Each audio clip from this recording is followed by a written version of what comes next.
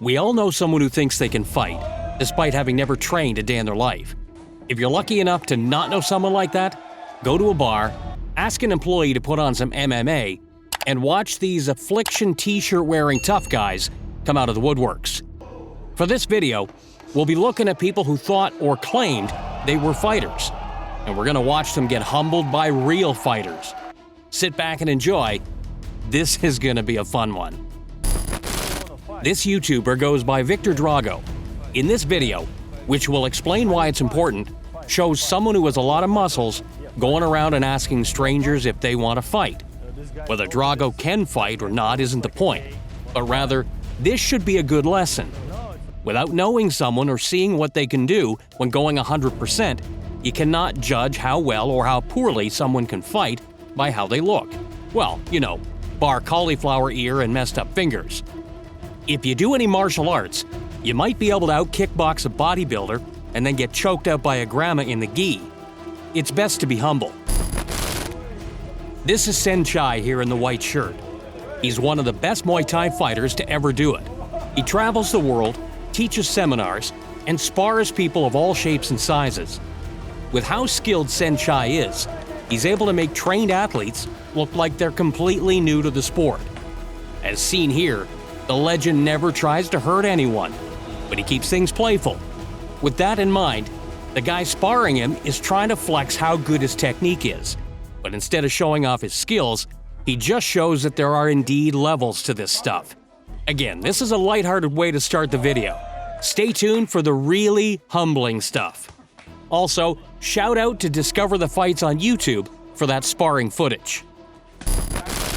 Once again, we've got who I consider to be the GOAT of Muay Thai, sparring some trained fighters and making them look brand new without even trying. You can see that he brings great vibes wherever he goes, and he's not trying to humiliate anyone. It's just, you know, he's incredible at what he does. A head kick lands softly, but enough to get a reaction from the crowd. Again, this is an example of how there are levels to fighting. Posted by Moren Financial on YouTube, the title of this video says that this is a 170-pound wrestler taking on a 200-pound jiu-jitsu black belt. It's not a lot of video, but from what I can gather, I think this title is off. He's clearly 205 pounds. Kidding, I don't think he's a black belt. Again, it's hard to tell in this amount of time, but typically, black belts have some answers in these positions. There are a lot of reasons why the title isn't adding up. So for now, we're just going to assume that this is a jacked grappler getting outclassed by the finesse of a talented but smaller wrestler. Do you think we got it wrong? Can you tell that he's a black belt in this short amount of time? The scoop on this clip is that the guy in the black is a master of some martial art that you'll probably never hear of because it sucks and it doesn't work. The guy in the white shirt has done some MMA training and wanted to go skill for skill with this master. Well, it turns out that the guy in black has perfected the art of looking like a heavy bag. The MMA guy throws some not-so-great leg kicks, but the 1-2 combination he let go was effective enough to make up for the kicks. The master ate these shots, and some of the people in the back must have been his students. That's pretty embarrassing. Shout out to Trend Loops Network for the footage. Let's take it back to the Gracie challenge. When BJJ was brought to America, the Gracie family, specifically Hoyce, would seek out and accept all challengers. There was really no such thing as MMA back then, just jiu-jitsu versus others. In this clip, we have someone who didn't believe in jiu-jitsu, and we've got a Gracie member giving them a real-time lesson on how well BJJ works. Gracie blasts in with a double leg takedown, gets mount, and eventually takes the back. Giving your back to someone with the last name Gracie is like tossing me a football in front of my crush my freshman year. Someone's gonna choke, and it's gonna hurt. I don't want to talk about it. Gracie didn't want the rear naked choke though. He ends up taking a mounted triangle choke position and lands some punches or palm strikes. I'd rather get choked or miss a big catch in front of my crush again than to deal with what this guy went through. So, it should be well known by now, Aikido is not a great martial art for self-defense. Yeah, it can look cool when Tony Ferguson is throwing some weird moves in the octagon, but really, This stuff is all for the look and not for the action. This Aikido guy challenged an MMA fighter to spar. Pulling up dojo storm style, his confidence was at 10 out of 10 before walking into this gym. It seems that the rules were grappling and open-handed strikes.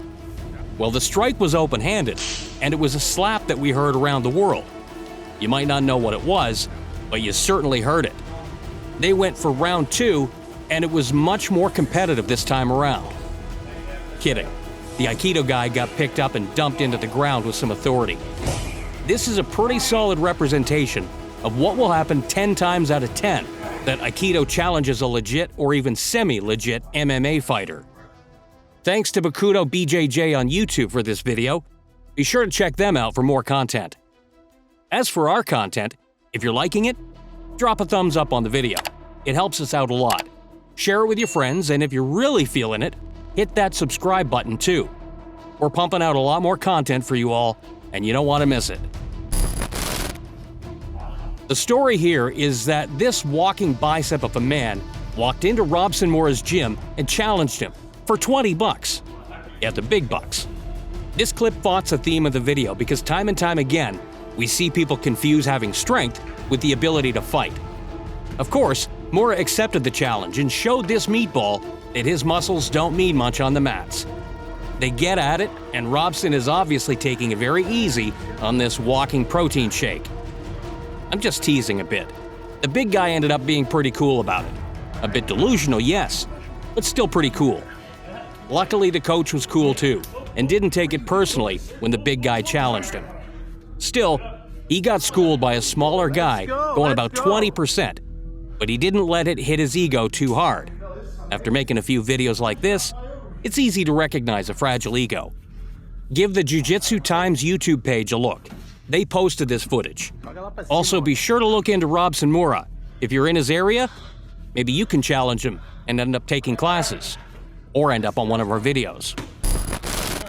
Here's another cool example of being a good sport. This challenger was pretty open about what he wanted out of this, and that's a reality check. Allegedly, the challenger's an experienced boxer and wanted to try his luck mixing the martial arts. Well, it turns out he's so bad at jiu-jitsu that we couldn't see if he was okay at boxing. The BJJ instructor, Ty Bess, took the challenger on for 2 rounds and made it look super easy. It's almost like there was an event that pitted a lot of different martial arts against one another, and jiu-jitsu ended up winning. If that event did exist, I'm sure we could call it UFC 1 or something. The challenger is pretty nice, which is a pleasant surprise in these types of videos. He takes his lumps and acknowledges that jiu-jitsu is not only efficient, but pretty cool as well. Of course, there are better ways to go about things, like signing up for a gym. But you know, if you find a black belt who's cool enough to take on challengers after a seminar, then knock yourself out. Back to the Gracies. Here's Henner Gracie. He's popularized the sport while standing on the shoulders of his family, and has added to their legacy in a great way. Though he can be a bit annoying since he's made being a salesman a personality trait, he's still pretty cool. In this clip, he's rolling with a nearly 7-foot-tall teenager who's an athlete, but he's never done jiu-jitsu. Henner jumped on a single leg, let the teenager spaz out a little bit, and then he attacked with a Darce choke, forcing the tap. Next up is the former 2-time UFC featherweight title challenger Brian Ortega. They call him T-City for a reason, and it's not because he likes drinks made from leaf. It's because of his triangle chokes. This guy has some of the sneakiest entries for this choke, and he found one on this superhero of a teenager. Gracie Breakdown posted this footage. Be sure to check out their channel if you're interested in BJJ. When Royler Gracie had the chance to put jiu-jitsu on the line against a karate instructor, he took the opportunity head on. These two got right into it, and Gracie did what any good grappler would do against a kicker, and that's eagerly run in for the hug. Takedowns are a bit scary to shoot when you know the kick is coming, so that's something to be mindful of. Gracie did almost run into a knee upon entry, but he didn't, and that spelled the end for Mr. Karate. Gracie took the back and forced a tap after softening this man up with some palm strikes. They went for round 2. The karate guy thought that if he was faster and pushed the pace, he'd have more success. which is probably something he should have done in the first round. After doubling up on a lead leg roundhouse kick, he's taken down again, and he got more of the same treatment. He did scramble a bit better here, but I think it's because he was desperate to not get embarrassed like in the first round. That much was inevitable though. Shout out to BJJ World for posting this.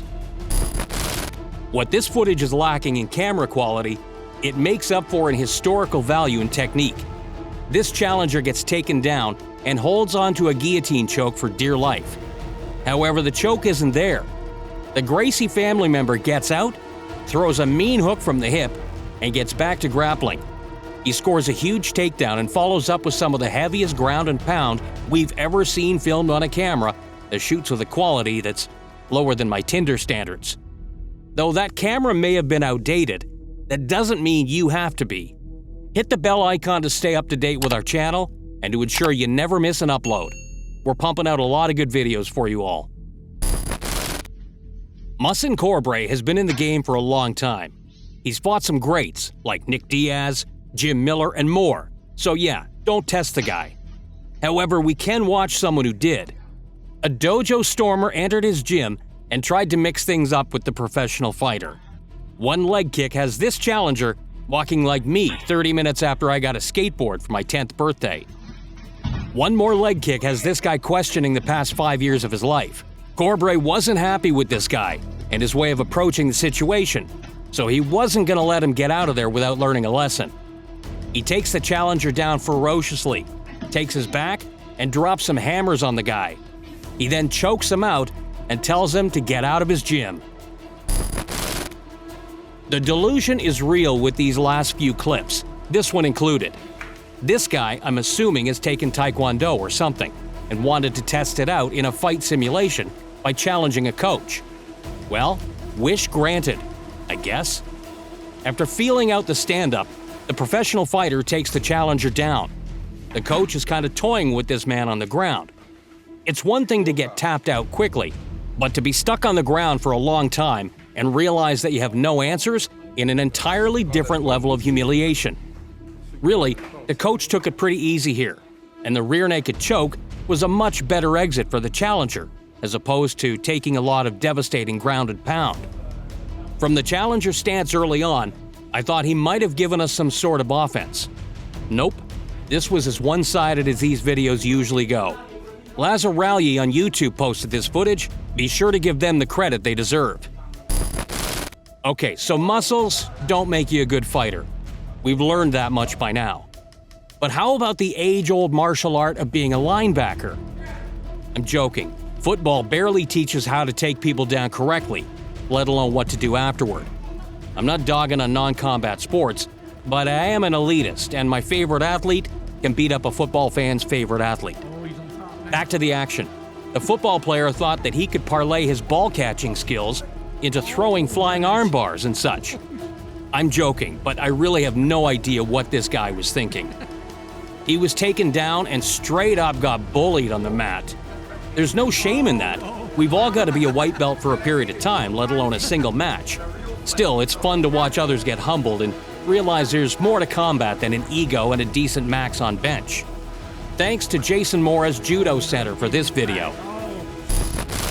Hey man, you can get a buzz cut and a loud voice, but I'm gonna take Carlos Condit by my side in a street fight over a military guy any day of the week. And well, that's to be expected.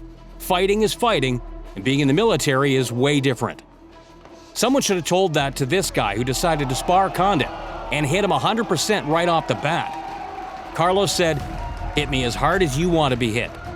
And the dude in camo sealed his fate. Condit ate that shot and had to humble this guy real quick. A head kick followed by a right hand puts this cocky dude down and reminded him that he's not a pro fighter by any stretch. The title of this clip is Jiu-Jitsu versus an untrained fighter. But we're going to assume he's taken a boxing class or two, and he wanted to see how legit BJJ really is. His hands aren't that great, but it feels like he took a boxing class and maybe got a big head.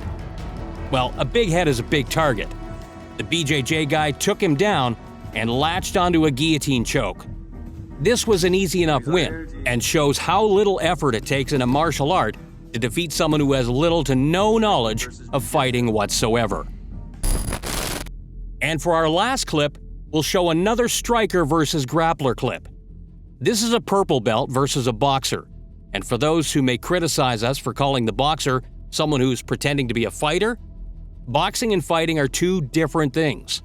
Plus, the way he dipped early on makes us question just how much of a boxer he really is. Anyway, the purple belt knows a thing or two about distance management and doesn't even get touched before shooting for a takedown.